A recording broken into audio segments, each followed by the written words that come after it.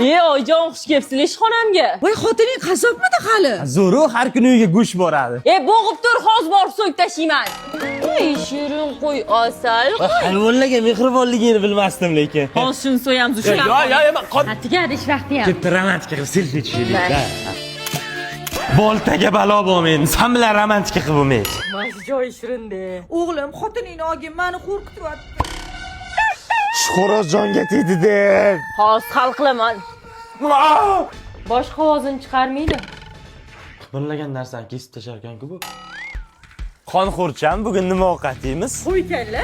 3 oydan biri faqat qo'y kalla, mol kalla, tuyoq. Shularning dastidan qo'shini kuchiga uyimizdan ketmaydigan bo'lib qoldi. Bugun 4 ta qo'y yag'anat kelaman. Shuncha pulni nima qilasan o'zi? Ishonchli kompaniya Iskandar Buildings mezbon loyihasidan hozir yo'q qo'ysa, bitgandan keyin 2 barobar qimmatga sota olaman. Yoki arendaga berib qo'ysa, passiv daromad. Uni ustiga lokatsiyasi ham zo'r. Menga o'xshagan sifatli materiallardan qurishyapti. Odam qizdiradigan go'sht ekan-a?